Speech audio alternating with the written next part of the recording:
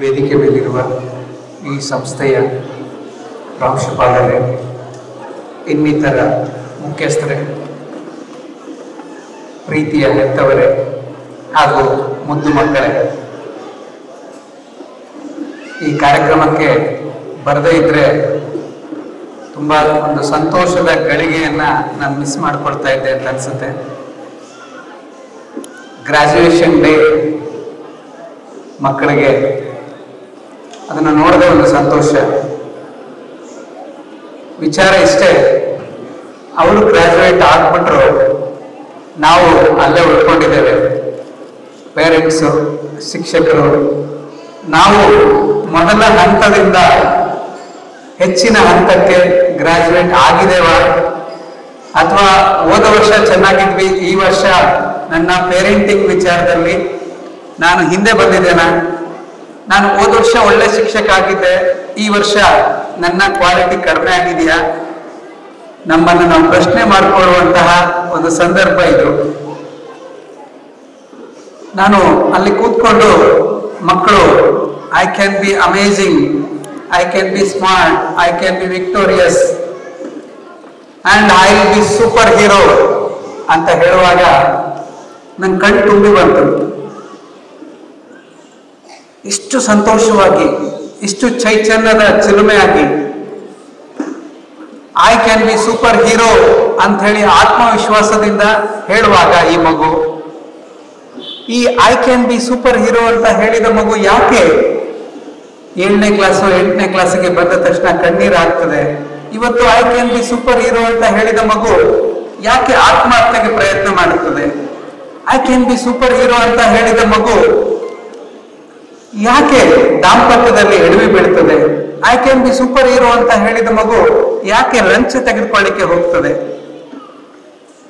I can be super hero ಅಂತ ಹೇಳಿದ ಮಗು ಯಾಕೆ ತನ್ನ ಎಲ್ಲ ಜವಾಬ್ದಾರಿಗಳನ್ನು ಮರೆತು ಸಮಾಜಕ್ಕೆ ಘಾತಕನಾಗಿ ಬದಲಾಗ್ತದೆ? ಎಲ್ಲ ಒಂದು ಕಡೆ ಎಡುತ್ತಾ ಇದ್ದೀವಿ. ಇಷ್ಟು ಚಂದದ ಮಕ್ಕಳು, ಅವರಲ್ಲಿ ಮೋಸ ಇಲ್ಲ, ಜಾಲ ಇಲ್ಲ, ಭ್ರಷ್ಟಾಚಾರ ಇಲ್ಲ, ಕೆಟ್ಟತನಗಳಿಲ್ಲ, ಇದು ಎಲ್ಲ ಒಂದು ಕಡೆ ಬದಲಾಗ್ತಾ ಇದೆ ಅಂದ್ರೆ ಸಮಾಜದ ಭಾಗವಾಗಿ ನಾವೆಲ್ಲ ಎಡುತ್ತಾ ಇದ್ದೀವಿ. ನಮ್ಮ ಕರ್ತವ್ಯನ ನಾವು ಸರಿಯಾಗಿ ಮಾಡ್ತಾ ಇಲ್ಲ. ಈ ಶಾಲೆಯ ಹೆಸರು ಟ್ರಿನಿಟಿ ಅಂತ. ನಾನು ಒಳಗೆ ಬರ್ತಾ ಯೋಚನೆ ಮಾಡ್ತಾ ಇದ್ದೆ, ನನಗೆ ಅಬ್ದುಲ್ ಕಲಾಂ ಅವರ ಮಾತುಗಳು ನೆನಪಾಯಿತು. ಒಂದು ಭ್ರಷ್ಟಾಚಾರ ರಹಿತ ಸಂಪದ್ಭರಿತ ದೇಶವನ್ನ ಕಟ್ಟಬೇಕು ಅಂದ್ರೆ ಅದು 3 ವ್ಯಕ್ತಿಗಳಿಂದ ಮಾತ್ರ ಸಾಧ್ಯ. ಒಂದು ತಂದೆ, ಒಂದು ತಾಯಿ, ಮತ್ತೆ ಇನ್ನೊಂದು ಶಿಕ್ಷಕಿ. ಈ 3 ವ್ಯಕ್ತಿಗಳ ಸೇರಿದರೆ ಮಾತ್ರ ನಮ್ಮ ದೇಶ ಒಂದು ಸಂಪದ್ಭರಿತ ದೇಶ, ಒಂದು ಭ್ರಷ್ಟಾಚಾರ ರಹಿತ ಸಮಾಜ ನಾವು ಕಟ್ಟಲಿಕ್ಕೆ ಸಾಧ್ಯ ಆಗ್ತದೆ ಅಂತ ಅಬ್ದುಲ್ ಕಲಾಂ ಅವರು ಹೇಳ್ತಾರೆ.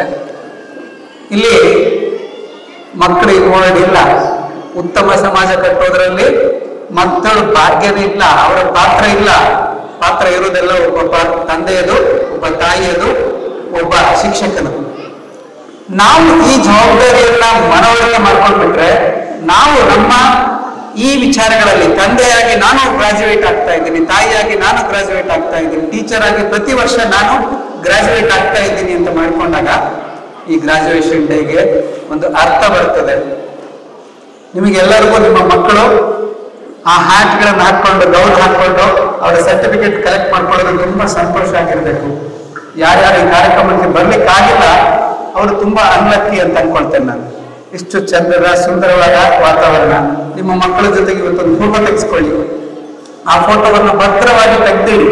ಅವರು ದೊಡ್ಡವರಾದ್ಮೇಲೆ ಅದನ್ನು ನೋಡ್ಲಿಕ್ಕೆ ತುಂಬಾ ಇಷ್ಟಪಡ್ತಾರೆ, ತುಂಬಾ ಸಂತೋಷ ಪಡ್ತಾರೆ. It will be treasure to them. Don't miss the photo. ಇವತ್ತು ಅವರು ಹಾಡುಗಳನ್ನು ಹೇಳಿದ್ರು, ಇವತ್ತವರು ಇಲ್ಲಿ ಬಂದು ಅವರ ಎಕ್ಸ್ಪೀರಿಯನ್ಸ್ ಹೇಳಿದ್ರು. ಆ ಮಕ್ಕಳು ಹೇಳಿದ ಎಕ್ಸ್ಪೀರಿಯನ್ಸ್ ನ ಯಾರಾದ್ರೂ ಬಂದು ರಿಪೀಟ್ ಮಾಡಿದ್ರೆ I will declare, I will give the amount, how much ever the amount you want. ಅಷ್ಟು ಸಂತೋಷವಾಗಿ, ಅಷ್ಟು ಸುಲಲಿತವಾಗಿ, ಅಷ್ಟು ಕಾನ್ಫಿಡೆಂಟ್ ಆಗಿ ಮಕ್ಕಳು ಮಾತಾಡಿದ್ರು ಇವತ್ತು. ಇಷ್ಟು ಸಂತೋಷವನ್ನ ನೀಡಿದ ಮಕ್ಕಳಿಗೆ ಈಗ ಹೇಳಿ, ನಾವು ಕೃತಜ್ಞರಾಗಿರ್ಬೇಕಾ, ಅವರು ನಮಗೆ ಕೃತಜ್ಞರಾಗಿರ್ಬೇಕಾ? ಆಸ್ ಎ ಪೇರೆಂಟ್ಸ್ ಯಾವಾಗ ನಾವೇನು ಕೊಡ್ತೇವೆ, ನಾವು ಇಷ್ಟು ಕಷ್ಟಪಡ್ತೀವಿ ಮಗುಗೋಸ್ಕರ. ಅವನಿಗೆ ಗೊತ್ತೇ ಇಲ್ಲ ಅಮ್ಮ ಎಷ್ಟು ಕಷ್ಟಪಡ್ತಾರೆ ಅಂತೇಳಿ, ಅಪ್ಪ ಅವನಿಗೆ ಏನೆಲ್ಲ ತ್ಯಾಗ ಮಾಡಿದಾರಂತ ಅವನಿಗೆ ಗೊತ್ತೇ ಇಲ್ಲ. They are not thankful to me ಅಂತ ಅನ್ಕೊಳ್ತೇವೆ. ಆದ್ರೆ ಆಕ್ಚುಲಿ ನಾವು ಅವರಿಗೆ ಕೃತಜ್ಞರಾಗಿರ್ಬೇಕು. ನಮ್ಮ ಬದುಕಲ್ಲಿ ಈ ಮಕ್ಕಳ ನಗು ಸಂತೋಷ ಇಲ್ಲದಿದ್ರೆ ನಮ್ಮ ಬದುಕು ಬರಡಾಗಿರ್ತದೆ. ಇವತ್ತು ಈ ಕಾರ್ಯಕ್ರಮದಲ್ಲಿ ನಾವು ಭಾಗವಹಿಸ್ತಿದ್ವಿ ಅಂದ್ರೆ ಅದಕ್ಕೆ ಕಾರಣವೇ ನಮ್ಮ ಮಕ್ಕಳು. ನಮ್ಮ ಬದುಕಿಗೆ ಸಂತೋಷ, ನಮ್ಮ ಬದುಕಿಗೆ ಅರ್ಥ, ನಮ್ಮ ಬದುಕಿಗೆ ಒಂದು ಪರ್ಪಸ್ ಕೊಟ್ಟಿರೋದು ಈ ಮಕ್ಕಳು ಅಂತಂದ್ರೆ we should be thankful to them. ನಾವು ಯಾರಿಗೋ ಒಬ್ಬರಿಗೆ ಕೃತಜ್ಞರಾಗಿದ್ದೇವೆ, ಯಾರಿಗೋ ಒಬ್ಬರಿಗೆ ಥ್ಯಾಂಕ್ಫುಲ್ ಆಗಿದ್ದೇವೆ ಅಂತಂದ್ರೆ ಅವ್ರನ್ನ ಹೇಗೆ ನೋಡ್ಕೊಳ್ಬೇಕು ನಾವು? ಅವ್ರಿಗೆ ಬೈತೇವ, ಹೊಡಿತೇವ, ಚೀತು ಅಂತ ಹೇಳ್ತೇವ? ಯಾರಾದ್ರೂ ನಮ್ಮ ಬದುಕಿಗೆ ಅರ್ಥವನ್ನು ಕೊಟ್ಟವರಿಗೆ ನಾವು ಅವ್ರ ಜೊತೆ ಹೇಗೆ ನಡ್ಕೊಳ್ಬೇಕು? ಅದನ್ನ ಮನಸ್ಸಲ್ಲಿ ಇಟ್ಕೊಂಡ್ರೆ ಮಕ್ಕಳನ್ನ ಒಂದು ವ್ಯಕ್ತಿಯನ್ನಾಗಿ ನಾವು ನೋಡ್ತೇವೆ. ಅವ್ರನ್ನ ನಾನು ಹೇಳಿದಾಗ ಕೇಳ್ಕೊಂಡಿರ್ಬೇಕು ಅನ್ನೋ ರೀತಿ ನೆನೆಸ್ಕೊಳ್ಳೋದಿಲ್ಲ. ಅವರನ್ನ ಒಂದು ವ್ಯಕ್ತಿಯನ್ನಾಗಿ ನೋಡ್ತೇವೆ, ನಮಗೆ ಸಮಾನವಾದ ಒಂದು ವ್ಯಕ್ತಿಯನ್ನಾಗಿ ಅವ್ರು ನೋಡ್ತೇವೆ ಅಂದ ತಕ್ಷಣ ಅವನು ಮಾತಾಡ್ಲಿಕ್ಕೆ ಬಂದ್ರೆ ಹೋಗಾಚೆ, ಅಥವಾ ನಮ್ಮ ಕೋಪವನ್ನೆಲ್ಲ ಅವನ ಮೇಲೆ ಹಾಕಿ ಬಿಡ್ತೇವೆ. ಅವನು ಏನೋ ನನ್ನ ಹತ್ರ ಕೇಳಕ್ ಬಂದಾಗ ದೂಡಿ ಬಿಡ್ತೇವೆ. ಅವನ ಎದುರಿಗೆ ಅವನ ಮನಸ್ಸಿಗೆ ಬೇಜಾರಾಗ್ತದೋ ಬಿಡ್ತದೋ ಯೋಚನೆ ಮಾಡದೆ ಇಬ್ರು ಕಿತ್ತಾಡ್ತೇವೆ, ಜಗಳ ಮಾಡ್ತೇವೆ, ಅವಾಚ್ಯ ಶಬ್ದಗಳನ್ನ ಬೈತೇವೆ. ಇದನ್ನ ಮಾಡೋದಿಲ್ಲ.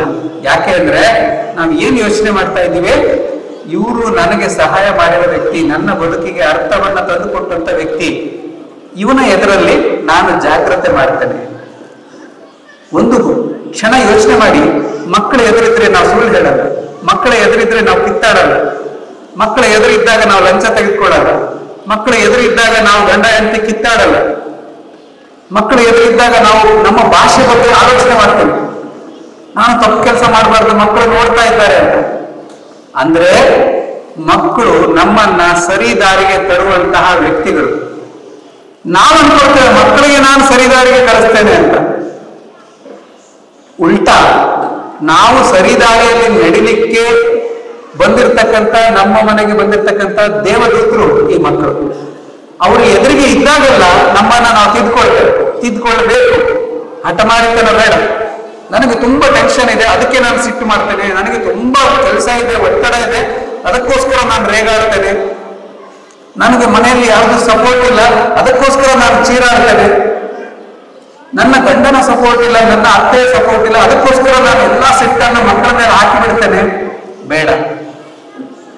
ಸಾಧ್ಯವಾದಷ್ಟು ಅವರ ಜೊತೆಗೆ ತಾಳ್ಮೆಯಿಂದಿರೋಣ. ಫಸ್ಟ್ 8 ವರ್ಷಗಳಿದೆಯಲ್ಲ, ಮೊದಲ ಆರಂಭದ 8 ವರ್ಷಗಳು ಅವರ ಮಿದುಳು ನೀವೇನೇನು ಕಲಿಸ್ತೀರ ಅದನ್ನೆಲ್ಲ ಕಲೀಲಿಕ್ಕೆ ಸಿದ್ಧ ಆಗಿರ್ತದೆ. ಸಂಗೀತ, ಸಾಹಿತ್ಯ, ನೃತ್ಯ, ಚಿತ್ರಕಲೆ, ಭಾಷಣ ಕಲೆ, ಸ್ವಿಮ್ಮಿಂಗ್, ಸ್ಪೋರ್ಟ್ಸ್, ರೈಮ್ಸ್, ಪೇಟ್ರಿಯಾಟಿಸಮ್, ಏನೇನು ಕಲಿಸ್ತೀರಾ ಅವರ ಮಿದುಳು ಕಲೀಲಿಕ್ಕೆ ತುಂಬಾ ಸೂಕ್ತವಾದ ಸಮಯ. ಯಾಕೆಂದ್ರೆ ನಮ್ಮ ಮಿದುಳಿನ ನರಕೋಶಗಳು ಇನ್ನೂ ಬೆಳವಣಿಗೆ ಆಗ್ತಾ ಇರ್ತದೆ. ಒಂದು ಸ್ಟೇಜಿಗೆ, ಒಂದು ವಯಸ್ಸಿಗೆ ನಿಂತು ಹೋಗ್ತದೆ.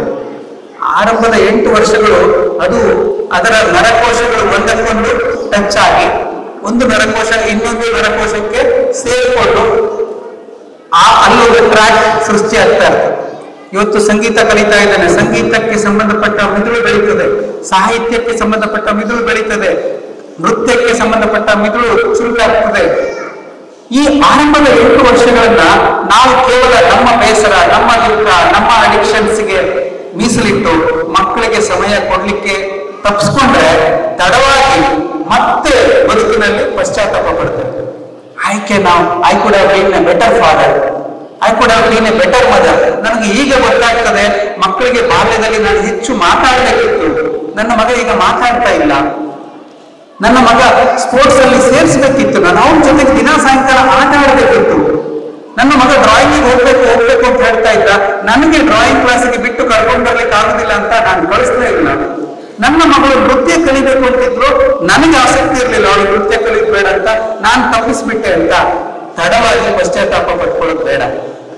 ಈ ಆರಂಭದ 8 ವರ್ಷಗಳು ಮಗುವಿನ ಸಮೃದ್ಧ ಮಿದುಳ ಬೆಳವಣಿಗೆಗೆ ನೀವು ಸಹಕಾರಿಯಾಗಿ. ಇದು ಇನ್ವೆಸ್ಟ್ಮೆಂಟ್. ನೀವು ಮಗುವಿನ ಮಿದುಳ ಬೆಳವಣಿಗೆಗೆ ನಿಮ್ಮ ಸಮಯವನ್ನ ಇನ್ವೆಸ್ಟ್ ಮಾಡಿದ್ರೆ ಅದು ವಿತ್ ರಿಟರ್ನ್ಸ್ ನಿಮಗೆ ವಾಪಸ್ ಸಿಗ್ತದೆ. ಅವರು ಆತ್ಮವಿಶ್ವಾಸದಿಂದ ಬೆಳೆದ ಪ್ರಜೆಗಳಾಗ್ತಾರೆ. ಈ ದೇಶಕ್ಕೆ ಬೇಕಾದಂತಹ ಉತ್ತಮ ಪ್ರಜೆಗಳು ನಿಮ್ಮ ಮನೆಯಲ್ಲಿ ಬೆಳೀತಾ ಇದ್ದಾರೆ. ಅದಕ್ಕೆ ನೀವು ಸಮಯವನ್ನು ಇನ್ವೆಸ್ಟ್ಮೆಂಟ್ ಮಾಡ್ತಾ ಇದ್ದೀರಿ. ಪ್ರತಿಯೊಬ್ಬ ಪೇರೆಂಟ್, ಪ್ರತಿಯೊಬ್ಬ ಶಿಕ್ಷಕ ಕೂಡ ಈ ದೇಶಕ್ಕೆ ಬೇಕಾದಂತಹ ಉತ್ತಮ ಪ್ರಜೆಯನ್ನ ಕೊಡ್ತಾ ಇದ್ದಾರೆ ನೀವು. ಸೊ ನೀವು ಮಾಡ್ತಕ್ಕಂಥ ಮನೆಯ ಮಕ್ಕಳ ಕಾಳಜಿ ದೇಶ ಸೇವೆ ಇದ್ದಾಗ. ಯಾಕಂದ್ರೆ ಈ ದೇಶಕ್ಕೆ ಬೇಕಾದಂತಹ ಒಬ್ಬ ದಕ್ಷ ಹೋರಾಟಗಾರ, ದಕ್ಷ ಯೋಧ, ಒಬ್ಬ ದಕ್ಷ ಆಫೀಸರ್ನ ನೀವು ಪ್ರೊಡ್ಯೂಸ್ ಮಾಡ್ತಾ ಇದ್ದೀರಿ ನಿಮ್ಮ ಮನೆಗಳಲ್ಲಿ. ಹಾಗಾಗಿ ಪೇರೆಂಟಿಂಗ್ ಅಂದ ತಕ್ಷಣ ಇದೇನೋ ಬೇಡವಾದ ಕೆಲಸ ಅಥವಾ ಸಮಯ ಇದ್ದಾಗ ಮಾಡುವಂತ ಕೆಲಸ ಅಥವಾ ಇಬ್ಬರಲ್ಲಿ ಯಾರು ಪ್ರೀತಿವಿ ಅವ್ರು ಮಾಡ್ಕೊಳ್ಳುವಂತ ಕೆಲಸ ಅಂತ ತಿಳ್ಕೊಳ್ಬೇಡಿ. ಎಲ್ಲರೂ ಮನೆಯಲ್ಲಿ ಒಂದು ಮಗು ಬೆಳೆದು ದೊಡ್ಡದಾಗಲಿಕ್ಕೆ ಅಪ್ಪ ಬೇಕು, ಅಮ್ಮ ಬೇಕು, ಅಜ್ಜ ಬೇಕು, ಅಜ್ಜಿ ಬೇಕು, ಚಿಕ್ಕಪ್ಪ ಬೇಕು, ಚಿಕ್ಕಮ್ಮ ಬೇಕು, ಅತ್ತೆ ಬೇಕು, ಮಾವ ಬೇಕು, ನಮ್ಮ ಎಲ್ಲ ಸಂಬಂಧಿಕರು ಬೇಕು. ನನಗೆ ಯಾರು ಬೇಡ, I don't want any relatives, ನಾನು ನನ್ನ ಮಗನನ್ನ ತಂದೆಯ ನೆರಳಿಗೆ ಬೆಳೆಸ್ತೀನಿ ಅನ್ನುವ ಹಠ ಬೇಡ. ನನ್ನ ಮಗಳನ್ನ ತಾಯಿ ಇಲ್ಲದಿದ್ರು ತಾಯಿ ಇಲ್ಲದ ಕೊರತೆಯನ್ನ ತೋರಿಸ್ತೇ ನಾನು ಬೆಳೆಸ್ತೀನಿ ಅನ್ನುವ ಹಠ ಬೇಡ. ನನ್ನ ಮಕ್ಕಳಿಗೆ ಅಜ್ಜ ಅಜ್ಜಂದು ನೆರಳು ಕೂಡ ಬಿಡಬಾರ್ದು.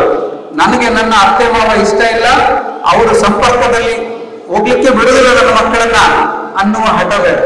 ಒಂದು ಮಗು ಬೆಳೆದು ದೊಡ್ಡವರಾಗ್ಲಿಕ್ಕೆ ತಂದೆ ತಾಯಿಯ ಶಿಸ್ತು ಎಷ್ಟು ಮುಖ್ಯನೋ ಅಜ್ಜ ಅಜ್ಜಿಯಂದಿರ ವಾತ್ಸಲ್ಯ ಅಷ್ಟೇ ಮುಖ್ಯ. ಚಿಕ್ಕಪ್ಪ ಚಿಕ್ಕಮ್ಮ ಅತ್ತೆ ಮಾವಂದಿರ ಪ್ರೀತಿ ಅಷ್ಟೇ ಮುಖ್ಯ. ಕಸಿನ್ಸ್ ಬೇಕು ಅವ್ರಿಗೆ ಆಟ ಆಡ್ಲಿಕ್ಕೆ. ನಾವು ದೊಡ್ಡವರು ನಮ್ಮ ಬೇಸರಗಳಿಗೆ ಜಗಳ ಮಾಡ್ಕೊಂಡು ಅವ್ರ ಮನೆಗೆ ನಾವು ಹೋಗಲ್ಲ, ಅವ್ರ ಮನೆಗೆ ನಾವು ಬರಲ್ಲ ಅನ್ನೋ ತರ ಮಾಡ್ಕೊಂಡು ಮಕ್ಕಳ ಸಂಪರ್ಕವನ್ನ ಉಳಿದ ಕುಟುಂಬಗಳಿಂದ ಕಟ್ ಮಾಡಬಾರದು. ಇದೆಲ್ಲ ಮಾಡಿದ್ರೆ ನಮ್ಮ ಮಕ್ಕಳು ನಮ್ಮನ್ನ ನಿಜವಾಗ್ಲೂ ಕೃತಜ್ಞತೆಯಿಂದ ನೆನೆಸ್ತಾರೆ. ಯಾಕೆ? ನನ್ನ ಅಪ್ಪ ಅಮ್ಮ ನನಗೊಂದು ಉತ್ತಮ ಬಾಲ್ಯವನ್ನು ಕೊಟ್ಟಿದ್ದಾರೆ. ನಾನು ಇತ್ತೀಚೆಗೆ ಒಂದು ಮಗು ಹತ್ರ ಮಾತಾಡ್ತಾ ಇದ್ದೆ. ಮಗು ಅಂದ್ರೆ ಅವನು ಬೆಳೆದು ದೊಡ್ಡವನಾದ ಯುವಕ.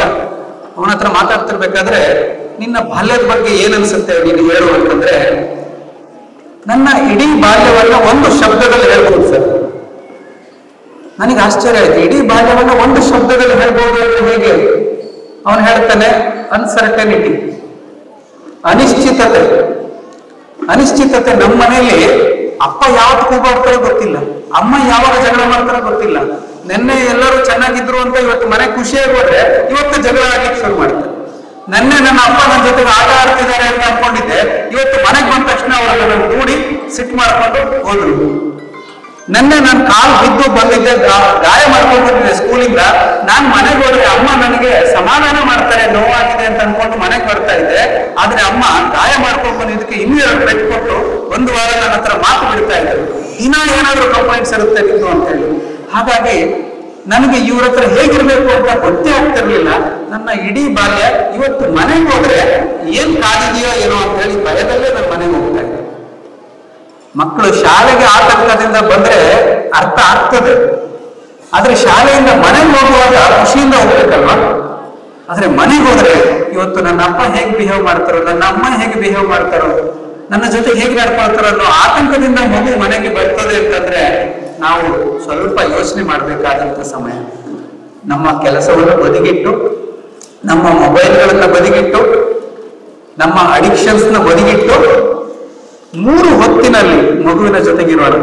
ಒಂದು, ಬೆಳಗ್ಗೆ ಎದ್ದು ಅವರು ಶಾಲೆಗೆ ರೆಡಿಯಾಗಿ ಹೋಗ್ತಾ ಇದ್ದಾರೆ. ಆದಷ್ಟು ನಮ್ಮನ್ನ ನಾವು ಕಾಮ್ ಮಾಡಿಕೊಂಡು, ಸಮಾಧಾನ ಮಾಡಿಕೊಂಡು, ಶಾಂತ ರೀತಿಯಿಂದ ಚೆನ್ನಾಗಿ ಹೋಗಿ ಬಾ ಶಾಲೆಗೆ. ಇವತ್ತು ಒಳ್ಳೆ ವಿಚಾರಗಳನ್ನು ಕಲಿ. ಏನು ಕಲಿತೆ ನನಗೆ ಸಂಜೆ ಬಂದು ಹೇಳು. ಮಗು ಶಾಲೆ ಬಸ್ಸಿನಲ್ಲಿ ಹತ್ತಿದೆ, ಅಪ್ಪ ಅಮ್ಮ ಪ್ರೀತಿಯಿಂದ ಟಾಟಾ ಮಾಡಿ ಒಂದು ಫ್ಲೈಯಿಂಗ್ ಕಿಸ್ ಕೊಟ್ಟು ಶಾಲೆಗೆ ಕಳಿಸಿ. ಶಾಲೆಯಿಂದ ಮನೆಗೆ ಬರುವಾಗ ಬಸ್ ಹತ್ರ ಹೋಗಿ ಪ್ರೀತಿಯಿಂದ ಇಳಿಸ್ಕೊಳ್ಳಿ, ಮನೆಗೆ ಕರ್ಕೊಂಡು ಬನ್ನಿ. ಮೊದಲು ಶಾಲೆ ಹೇಗಿತ್ತು, ಏನೇನು ಕಲಿತೆ, ಇವತ್ತು ಚೆನ್ನಾಗಿತ್ತ ದಿನ, ಏನಾದ್ರೂ ತೊಂದರೆಗಳಿತ್ತ ಎಲ್ಲ ಕೇಳ್ಕೊಳ್ಳಿ. ತಿನ್ಲಿಕ್ಕೆ ಏನಾದ್ರೂ ಕೊಡಿ. ಅವನಿಗೆ ನಾನ್ ಸ್ಟಾಪ್ ನಿಮಗೆ ಕಥೆಗಳೇ ಹೇಳಲಿಕ್ಕೆ ಇರ್ತದೆ. ಟೀಚರ್ ಏನ್ ಮಾಡಿದ್ರು, ಫ್ರೆಂಡ್ ಏನ್ ಮಾಡಿದ್ರು, ಕಲೀಗ್ ಏನ್ ಮಾಡಿದ್ರು ಅಂತ. ಆದ್ರೆ ಬಂದ ತಕ್ಷಣ ನಾವು ಅವ್ರು ಬಂದ್ರು, ಕೈ ಈಚೆ ಇಟ್ಕೊಂಡಿದ್ವಿ, ಇನ್ನೊಂದ್ ಕಡೆ ಮೊಬೈಲ್ ಅಲ್ಲಿ ನೋಡ್ತಾ ಇದ್ದೀವಿ, ಅಥವಾ ಇನ್ನೊಂದು ಫೋನಲ್ಲಿ ಮಾತಾಡ್ತಾ ಇದ್ವಿ, ಮಗು ಕೈಯಲ್ಲಿ ಹಿಡ್ಕೊಂಡು ಹೋಗ್ತಾ ಇದ್ದೀವಿ. ಮಗು ನಮ್ಮನ್ನು ಹೀಗೆ ನೋಡ್ತಾ ಇರುತ್ತೆ, ಇವ್ರು ಕಾಲ್ ಮುಗಿದ್ಮೇಲೆ ಮಾತಾಡ್ತೀನಿ ಅಂತ. ಆ ಕಾಲಲ್ಲಿ ನಾವು ಯಾರಿಗೂ ಜೋರಾಗಿ ಮಾತಾಡ್ತೀವಿ, ಜಗಳ ಮಾಡ್ತಾ ಇದ್ವಿ ಅಂದ ತಕ್ಷಣ ಮಗು ಶಾಲೆಯಲ್ಲಿ ನಡೆದ ವಿಚಾರಗಳನ್ನು ನಮಗೆ ಹೇಳುವುದಿಲ್ಲ. ಅಥವಾ ಮನೆಗೆ ಬಂದ ತಕ್ಷಣ ಅದೇನ್ ಬ್ಯಾಗ್ ಅಲ್ಲಿ ಬಿಸಾಡಿದ್ಯಾ, ವಾಟರ್ ಬಾಟಲ್ ತೆಗ್ದಿಯಾ, ಟಿಫಿನ್ ಬಾಕ್ಸ್ ತೆಗ್ದಿಯಾ, ಬಂದ ತಕ್ಷಣ ಬಿಸಾಡ್ತೀಯಾ. ನಾವು ಸಿಟ್ಟು ಮಾಡ್ಕೊಂಡ್ವಿ. ಮಗು ಶಾಲೆಯಲ್ಲಿ ನಡೆದ ಘಟನೆಗಳನ್ನು ನಿಮಗೆ ಹೇಳುವುದೇ ಇಲ್ಲ. ಬೆಳಿಗ್ಗೆ ಗಲಾಟೆಯಲ್ಲಿ ದಿನ ಕಳೆದೋಗ್ಬಿಡ್ತು. ಸಾಯಂಕಾಲ ಮಗುವನ್ನ ಶಾಲೆಯಿಂದ ರಿಸೀವ್ ಮಾಡ್ಕೊಳ್ಳುವಾಗ ನನ್ನ ತಾಳ್ಮೆ ತಪ್ಪಿ ಹೋಯ್ತು. ಇವೆರಡನ್ನೂ ಸರಿ ಮಾಡ್ಕೊಳ್ಳಿಕ್ಕೆ ಇನ್ನೊಂದು ಅವಕಾಶ ಇದೆ. ರಾತ್ರಿ ಮಲಗುವಾಗ ಇಡೀ ದಿನದ ಕೆಲಸಗಳು ಸುಸ್ತಾಗಿದೆ, ದೇಹ ದಳೆದಿದೆ, ಕೋಪ ಎಲ್ಲ ಕಡಿಮೆ ಆಗಿದೆ. ಮಗು ಹತ್ರ ಕರೆದು ಅವನ ಹಣೆಗೊಂದು ಮುತ್ತು ಕೊಟ್ಟು, ಇವತ್ತು ದಿನ ಹೇಗಿತ್ತು, ನಾನು ಸಂಜೆ ನಿನ್ನ ಹತ್ರ ಮಾತಾಡ್ಲಿಲ್ಲ, ಬೆಳಗ್ಗೆ ಈ ದಿನ ಹತ್ರ ಕೋಪ ಮಾಡಿಬಿಟ್ಟೆ, ಐ ಆಮ್ ಸಾರಿ. ಅವನಿಗೊಂದು ಕತೆ ಹೇಳಿ ಅವನಿಗೆ ನಿದ್ದೆ ಮಾಡಿಸಿ. Tiny hats big dreams. Khalil Gibran ಒಂದ್ ಕಡೆ ಹೇಳ್ತಾನೆ, ನಿಮ್ಮ ಮಕ್ಕಳಿಗೆ ಅವನದೇ ಆದಂತ ಕನಸುಗಳಿದೆ, ಅವರ ಕನಸುಗಳು ನಾಳೆಯಲ್ಲಿದೆ. ಅವ್ರಿಗೆ ನಿಮ್ಮ ಕನಸುಗಳನ್ನ ಹೇರ್ಲಿಕ್ಕೆ ಹೋಗ್ಬೇಕು. ನನಗೆ ಕನಸಿತ್ತು ನನ್ನ ಮಗನ ಈ ಮೆಕ್ಯಾನಿಕಲ್ ಇಂಜಿನಿಯರ್ ಮಾಡ್ಬೇಕಂತ, ನನಗೆ ಕನಸಿತ್ತು ನನ್ನ ಮಗಳಿಗೆ ಭರತನಾಟ್ಯ ಕಲಿಸಬೇಕಂತಿತ್ತು, ನನಗೆ ಕನಸಿತ್ತು ನನ್ನ ಮಗನ ಪೊಲೀಸ್ ಆಫೀಸರ್ ಮಾಡಬೇಕಿತ್ತು. ನಿಮ್ಮ ಕನಸುಗಳು ಹೇಳ್ಬೇಡಿ, ಅವರದ್ದೇ ಕನಸುಗಳಿದೆ. ಅವರ ಕನಸುಗಳನ್ನ ಈಡೇರಿಸಲಿಕ್ಕೆ ನೀವು ಗೊಬ್ಬರ ಹಾಕಿ, ನೀರು ಹಾಕಿ, ಟ್ರೀ ಗಾರ್ಡ್ ಹಾಕಿ ಅದನ್ನ ಕಾಪಾಡಿ. ನಮ್ಮ ಕನಸುಗಳನ್ನ ಅವರ ಮೇಲೆ ಹೇಳಲಿಕ್ಕೆ ಹೋಗಬೇಡಿ. ನಿಮ್ಮ ಮಕ್ಕಳ ಕನಸುಗಳನ್ನ ನೀವು ನಿಜಗೊಳಿಸುವಂತಹ ದಿನಗಳು ಬರಲಿ. You are all lucky parents. ನಿಮ್ಮ ಮಕ್ಕಳು ಈ ಶಾಲೆಯಲ್ಲಿ ಕಲಿತಾ ಇದ್ದಾರೆ, ಅವರ ಗ್ರಾಜುಯೇಷನ್ ಆಗ್ತಾ ಇದೆ, ಅವರು ಈ ಶಾಲೆಯ ಬಗ್ಗೆ ತುಂಬಾ ಪ್ರೀತಿಯಿಂದ ಮುಂದಿನ ದಿನಗಳಿಗೆ ಹೋಗ್ತಾ ಇದ್ದಾರೆ. ಆ ನಿಟ್ಟಿನಲ್ಲಿ ನೀವೆಲ್ಲ ತುಂಬಾ ಅದೃಷ್ಟವಂತ ತಂದೆ ತಾಯಿಗಳು. ಈ ಮಕ್ಕಳ ಪ್ರೀತಿ, ಆ ಆತ್ಮವಿಶ್ವಾಸದ ನಗು, ಆ ಸಂತೋಷ, ಇದನ್ನೆಲ್ಲ ನೋಡುವಂತ ಭಾಗ್ಯ ಭಗವಂತ ನೀಡಿದ್ದಕ್ಕೆ ನೀವೆಲ್ಲ ಲಕ್ಕಿ ಪೇರೆಂಟ್ಸ್ ಅಂತ ಪರಿಗಣಿಸ್ತಾ, ನಿಮ್ಮ ಮಕ್ಕಳಿಗೆ ಉಜ್ವಲ ಭವಿಷ್ಯ ಸಿಗ್ಲಿ, ಹಾಗೆ ಅದನ್ನ ನೋಡುವಂತ ಆರೋಗ್ಯ ನಿಮಗೆ ಆ ಭಗವಂತ ಕೊಡ್ಲಿ ಅಂತ ಹೇಳ್ತಾ, ನನಗೆ ಈ ಸದಾವಕಾಶ ನೀಡಿದ್ದಕ್ಕಾಗಿ ಪ್ರಾಂಶುಪಾಲರಿಗೆ ಮತ್ತೊಮ್ಮೆ ವಂದನೆಗಳನ್ನು ಸಲ್ಲಿಸಿ ನನ್ನ ಮಾತುಗಳನ್ನು ಮುಗಿಸ್ತೇನೆ. ಧನ್ಯವಾದ.